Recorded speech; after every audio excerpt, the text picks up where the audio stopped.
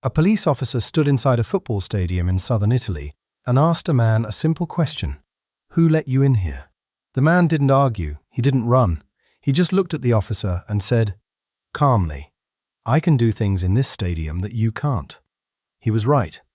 And it took Italy's national anti-mafia agency 8 months to prove exactly how right he was. This is the story of how two organized crime families took over a professional football club in broad daylight, not by buying it, not by threatening anyone in public, but by quietly becoming the only people who could get anything done. Juve Stabia isn't a glamorous club. They play in Serie B, Italy's second division, out of a modest stadium in Castellammare di Stabia, a working port town on the Bay of Naples, 20 minutes from the ruins of Pompeii. For most of their history, they've been exactly what they look like, a well-run, unremarkable regional club with a loyal local fan base and no international profile whatsoever, which made them, for two organized crime families operating in the shadow of Naples, absolutely perfect. The Camorra, the Naples-based crime syndicate that's operated in Campania for over a century, doesn't need a football club to make money. Camorra clans typically don't take over clubs like this for profit at all. They take them over for something more valuable to a local crime family: prestige, loyalty, and territory. A stadium full of your own community, cheering, every other Sunday. Nobody announced a takeover. There was no boardroom coup, no hostile bid, no headline. Two clans, the D'Alessandro clan and the Imparato clan, simply started showing up in the places where a football club actually runs day to day. Stadium security, catering, travel logistics for the team, ticketing, gate receipts on match day. One by one, the unglamorous operational jobs that keep a football club functioning stopped being run by club employees and started being run by people connected to organized crime. Investigators later summed it up in one line that says everything about how this actually works. The players just had to play. The Camorra handled everything else. That's the quiet brilliance of it. Nobody had to fix a match. Nobody had to threaten a manager on camera. You don't need control of the football to control the club.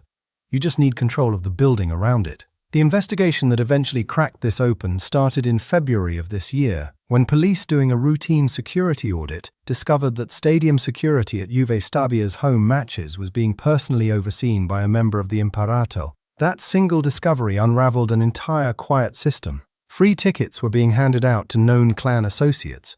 Fans who'd been formally banned from the stadium, 38 of them last season alone, at least 22 suspected of clan affiliation, kept showing up anyway, some of them walking in under false identities, with what investigators described as internal cooperation, making sure the bans were never actually enforced. This is what mafia control of an institution looks like in the 21st century. Not violence, paperwork, rosters, who's working the gate, who's allowed back in after being told they can't come back. In June of this year, while all of this was already quietly running underneath the club, something happened that makes the story stranger. An Irish investment firm, Brera Holdings, bought a 52% controlling stake in Juve Stabia. A legitimate international investor walked in, wrote a check, and became the majority owner of a football club that two organized crime families were, at that exact moment, functionally running from the inside. Whether Brera Holdings had any idea what they were buying into is still an open question. But the timing is almost unbelievable.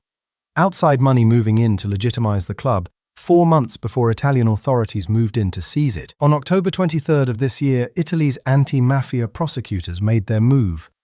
Juve Stabia was placed under judicial receivership under Italy's anti-mafia code, a legal mechanism usually reserved for businesses so deeply infiltrated by organized crime that the state has to step in and run them directly through court-appointed administrators just to get the criminal influence out.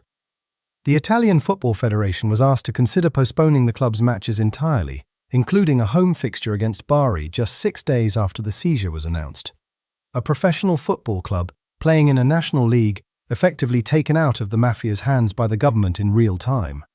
Naples prosecutor Nicola Gratteri put it as plainly as anyone could. The players just had to play. The Camorra handled everything else. That's the part of this story that should actually worry you. Juve Stabia's players didn't fix a single match. Nothing about the football itself was dirty. Two crime families took over an entire professional sports institution without touching the one thing everyone was watching, because they understood something everyone else missed.